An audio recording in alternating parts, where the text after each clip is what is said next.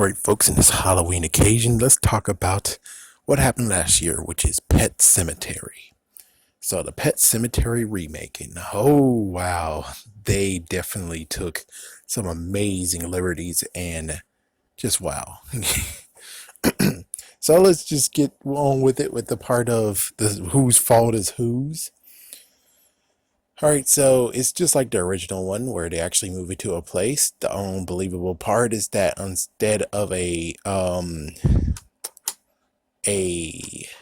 Native American burial ground, they just don't say crap and just say it has magical powers or some kind of bull crap. Not to mention, somehow your property contains the freaking pet cemetery and, of course, the extra part. Which is like, what the frick? Okay, this is completely weird. It's like, okay, so why you guys on my property slash the freaking city should do them a solid and make the city's property that pet cemetery and move their property like to the left or right because there's lots of trees. And of course, like the original version, you have a service road, which we have a service road. It's like I live by a service road too. Lots of damn trucks every single day, morning, noon, and night. Considering I'm recording this during the Count Viral, yes, I know I'm a little bit cheating. It does happen. We still get to have the trucks, but not as much as previously. And that's the usual. So basically, first things first is the cat. The cat got taken down. I don't remember the cat's name was Church, but yeah, the cat got taken out.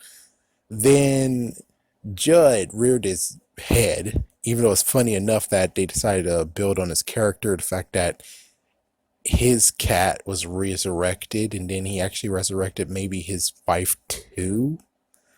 And he gunned them both down or some kind of crap. It's like, I know he gunned down his cat. I don't know about the other part. So instead of him actually just allowing them to just say the cat ran away, he's like, oh no, we're going to go to a special place and bury him. And then, of course, Church is back.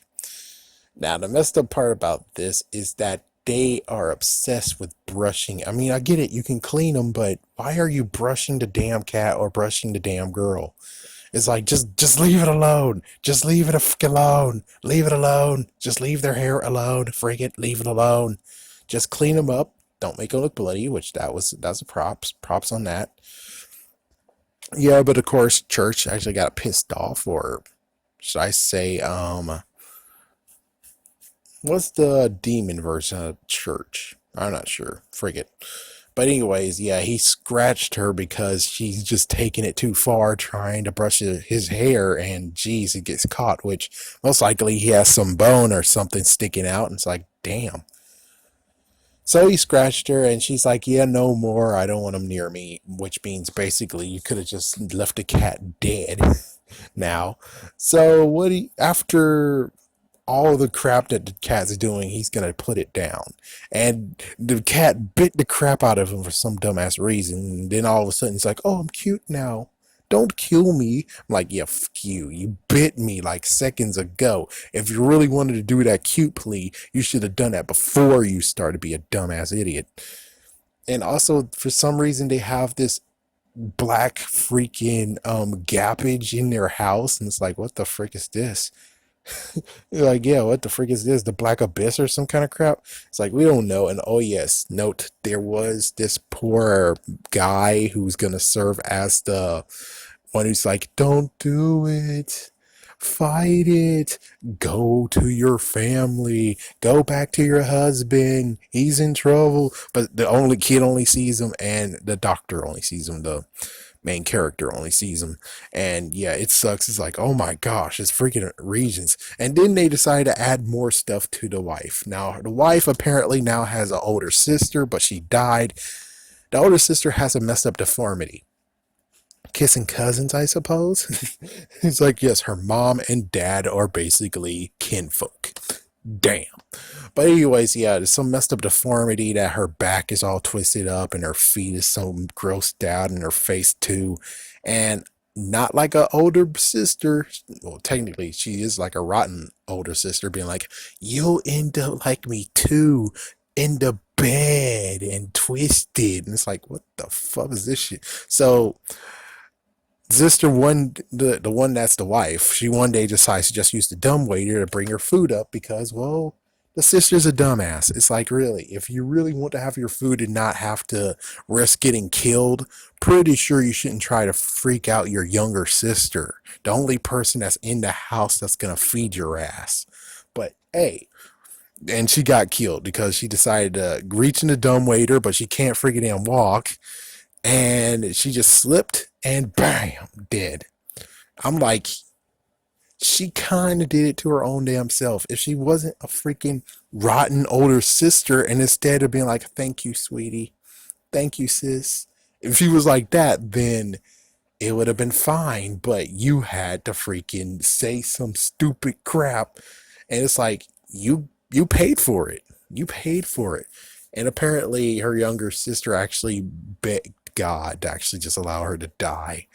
She wanted a moment where it's like, whatever. Anyways, so eventually, he just, instead of killing Church, he's gonna just abandon Church, which is like, you should have just killed him, because I'm pretty sure Church is just gonna freaking find his way home. I mean, we saw that with Pet Sematary 2, the sequel that happened, which it wasn't really a sequel that's supposed to happen, but it happened anyways.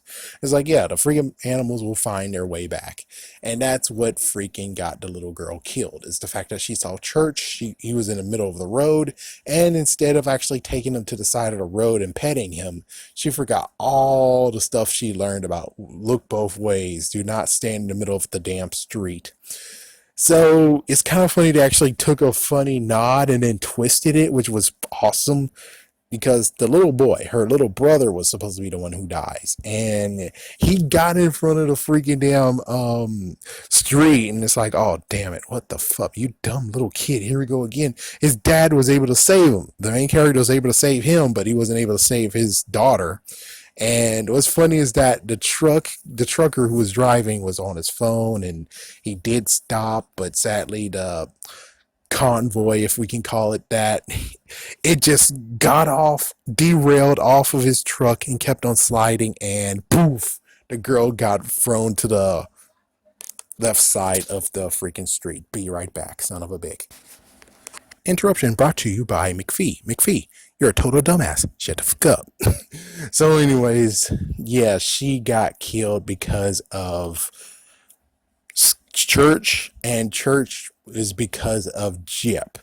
So, or Jeb is like, yeah, so you see that is all his fault. Or basically, if the doctor would have just killed him anyways, it's like, yeah, which is kind of funny. Where in the original movie, I think he did kill the cat eventually, but the cat actually is still alive all the way to the end. It's like, what the frick? So, of course, he gets low, and the mom and the son, it's like, yeah, they decide to go to the freaking parents' house, aka the place where her older sister died, which she's still getting traumatic. She's still traumatized over that crap. And it's like, you really actually went back to that house? You should have just stayed with your husband. Seriously. I get it's a horrible time for you, but he needs you more, and you could have stopped him. Maybe. So, anyways, yeah, so he's alone. He drugged Jeb, which I thought he was just gonna kill him. Yeah, it's like, here's a nice little serum that'll kill your ass. But no, no, he actually just drugged him so he can't stop him for resurrecting his daughter, which she did, but oh my gosh, her freaking damn eye, her freaking right eye. Holy crap, which, if that's CGI, marvelous. If it's makeup, marvelous. And then the back of her head has actually been sewn up, so she actually got gashed in the back of her head. And of course the brushing crap, which I'm like, just stop. Just stop. Stop trying to brush your hair. Just stop. Just please stop. Just stop. And then he actually snuggles with his daughter, kind of. And then in the morning, we see her in her ballerina outfit, the dirty one, It's like, why the frick are you still in your dirty clothes? I mean, you just cleaned you up and now you're in the dirty clothes. It's like, one thing you should have done was just washed her freaking clothes. Should have washed that one. So at least when she just put it on, at least we get the part of where I just watched that, and it would have been a funny part of where it's like, oh well, she definitely doesn't give a shit now. So she kept on wrecking crap.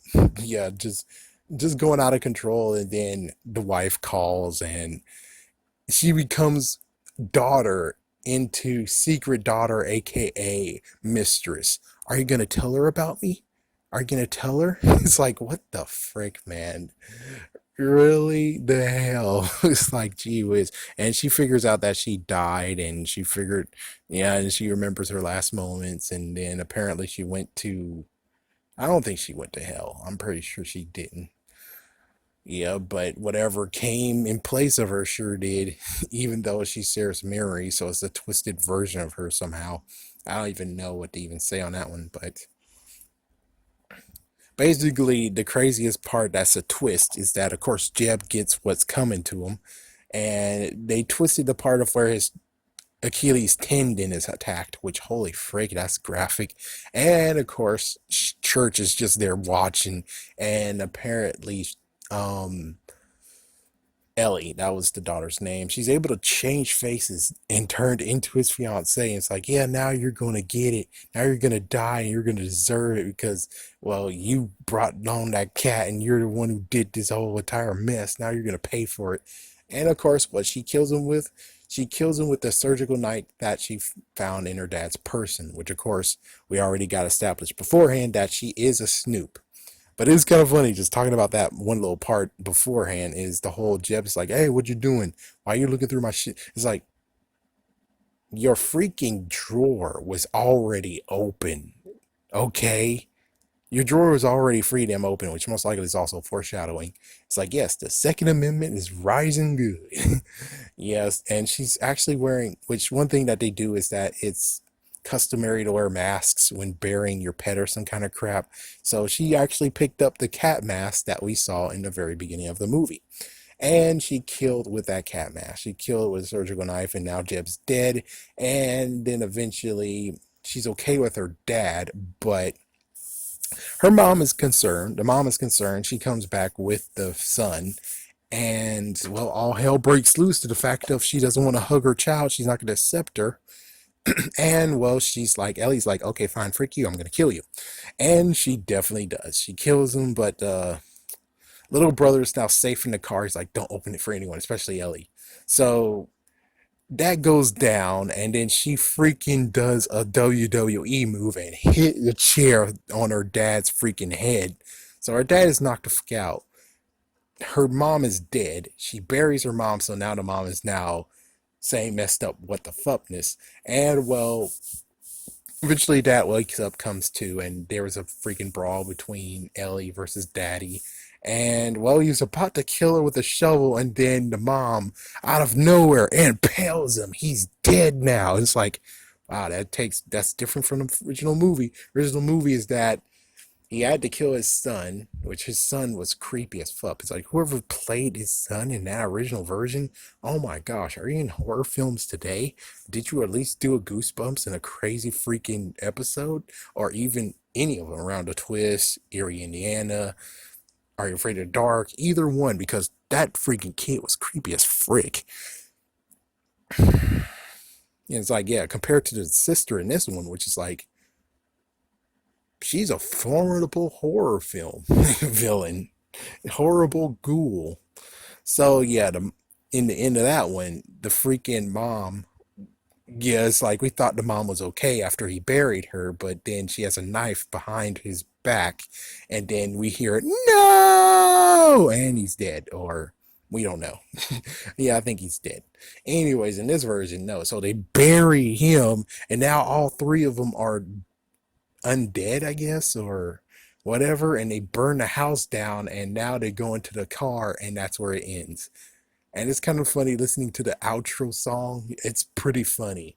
That song is pretty damn funny. It's like, yeah, it's got the 80s retro part and mentioning Don't Bury Me and Plant and Pet Cemetery, which is kind of funny. It's like, geez.